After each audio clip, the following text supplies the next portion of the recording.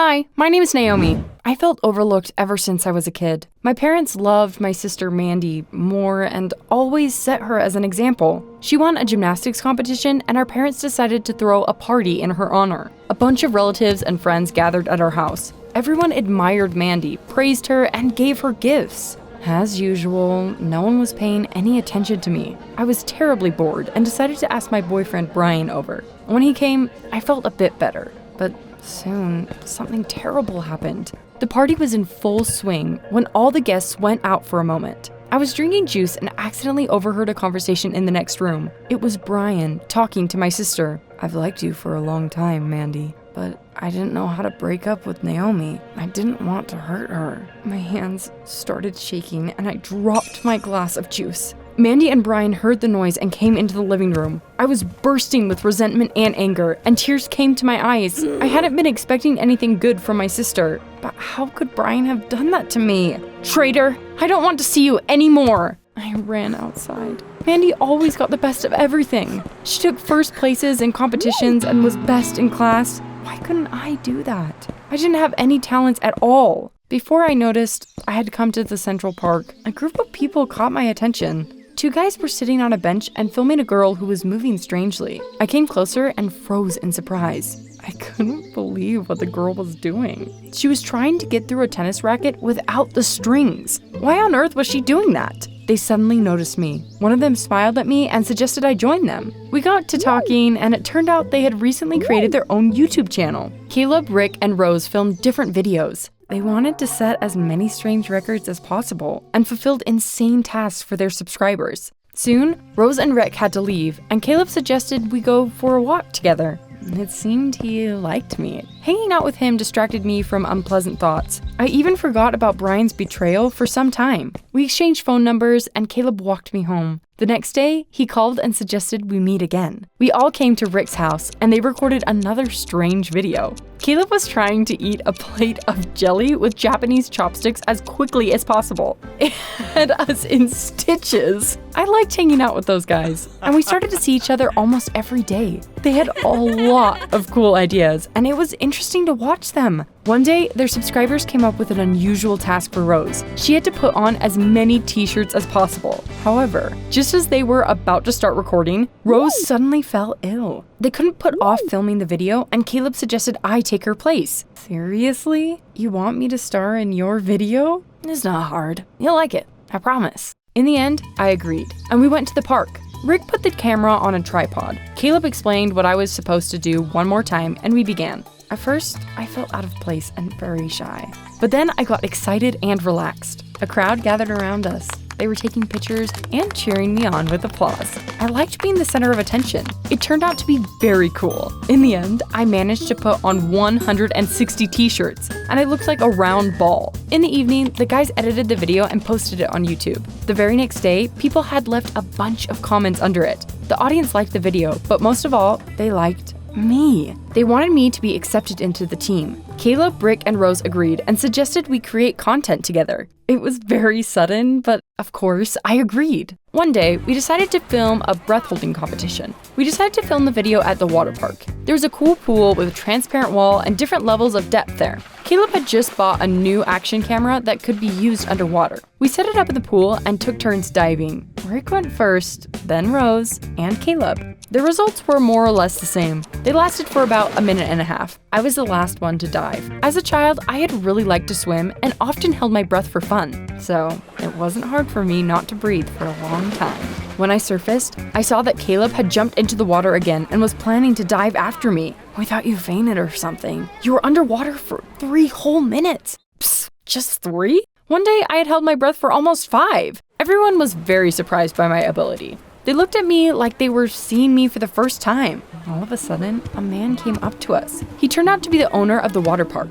His name was Mr. Jones. You would never guess what he suggested. My business hasn't been doing great lately. A second water park with extreme slides has opened in the city, and now people go there. I saw your videos on YouTube and watched you today. You're cool, and I have a business offer for you. Film a commercial for my water park and put on an unusual show here. I'll pay you well. We looked at each other, dumbfounded. Filming videos was our hobby, but we hadn't even thought we could earn money doing it. Of course, our videos were monetized, but we got very little money anyway. Naturally, we immediately agreed. Caleb recorded a promo for the pool video. He told our audience about the water park and asked them what kind of show they would like to see. A few days later, we read the comments and discussed the ideas. I saw an interesting suggestion. One subscriber had commented that she had once been to a store a real Barbie doll lived in. She suggested that we do something similar and build a house underwater. I had heard about a live Barbie too. However, that store had closed very quickly. Everyone liked the idea, but Caleb suggested switching it up a bit.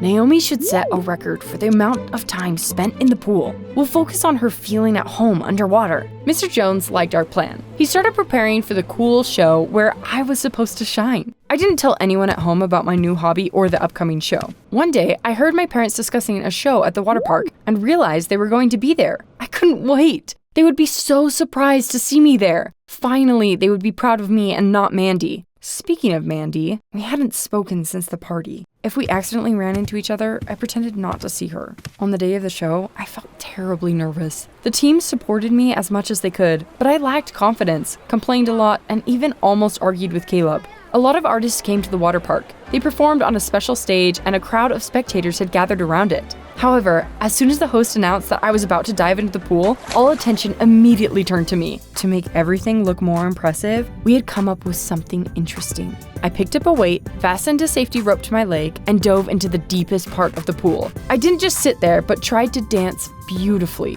Of course, moving made me run out of air faster, but I managed to stay underwater for over 2 minutes anyways. I surfaced, caught my breath, and went down again, then again, and again, and again. When I came up, the audience would clap loudly, and that encouraged me. I felt like a real star. I had never got so much admiration and attention before. After a while, I started to get tired, and Caleb said I should take a break. I swam to the side of the pool and suddenly heard the host's loud voice. And now, welcome the unsurpassed champion, the young master of sports in rhythmic gymnastics, Mandy Moore! I thought I had heard wrong. It couldn't be happening. What was she doing there? Had Mr. Jones invited her? I looked at the stage and saw my sister.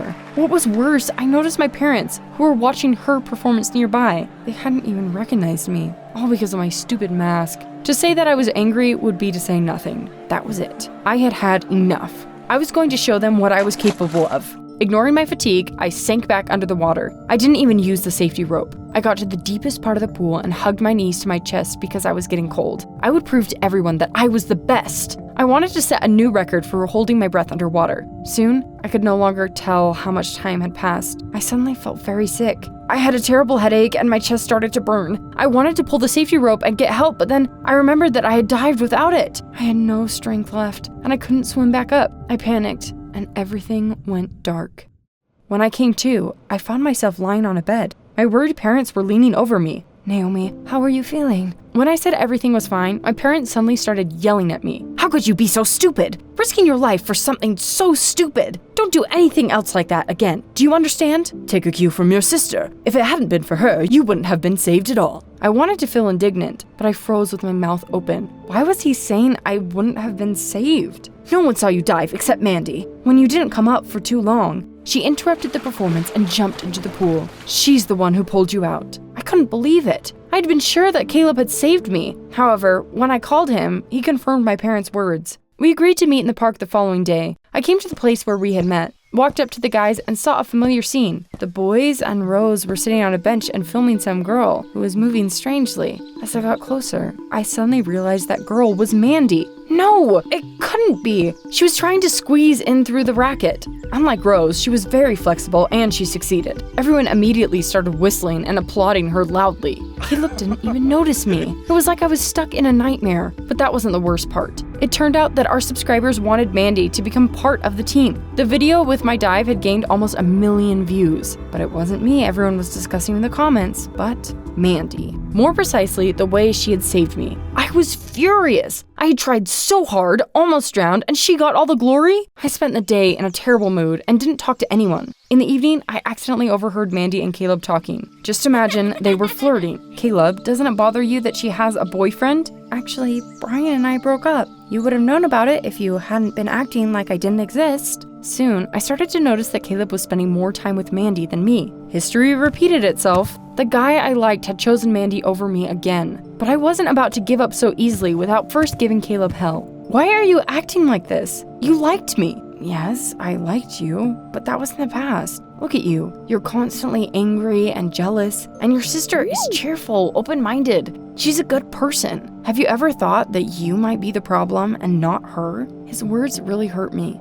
I couldn't bear seeing him anymore and left the team. Nothing made me happy, and I felt really down. I spent my days at home crying and watching stupid TV shows. One day, Mr. Jones called me. There were a lot of visitors in his water park thanks to our show, and they all asked about me. I want to offer you a job. You would change into a mermaid costume and swim in the pool. We'll even build a small underwater house for you. What do you say? I agreed without hesitation. I hoped that it would help me get my mind off things and pass the time. I wasn't expecting to like that type of work, but to my surprise, I did. I spent all my free time at the water park. I was admired, constantly photographed, and the kids were crazy about me. I was surrounded by so much positivity that eventually I felt better. I started smiling and enjoying life again. One day, I saw two girls through the glass. Judging by their identical clothes, they were sisters. One of them fell down and started crying, and the other helped her up and comforted her. It was so sweet that I felt like crying. Why couldn't Mandy and I get along? After all, we were family.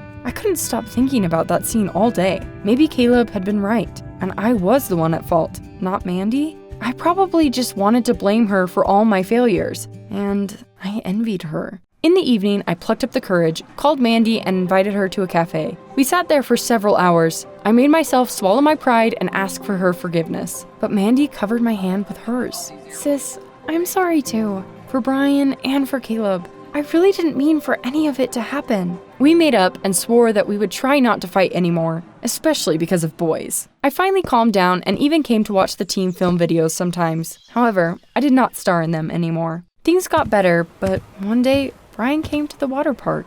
I wasn't expecting to see him and hoped he would leave soon. I even stayed in the pool longer than usual, but Brian waited for me anyway. Naomi, hi. My uncle asked me to talk to you. He's a professional diver and has recently opened his own school. He saw you in the pool and was very impressed by you. He wants to offer you free tuition at his school. I was shocked. Everyone had been talking about that cool school lately. Studying there opened up great opportunities, but I had no idea that its owner was Brian's uncle. Passing up such a chance would have been stupid, and I agreed. After that, I had to combine work at the water park with diving, but I liked it. The coach praised me, and I was the best student in my group. One day, there was an exhibition performance in our school. I didn't invite anyone, but to my surprise, I saw my parents in the audience. They watched my performance, and then they came up to me and hugged me tightly. Naomi, we are so proud of you. I had been dreaming of hearing those words for so many years that I couldn't help but burst into tears. I'm fine now. I finally found myself and stopped envying my sister.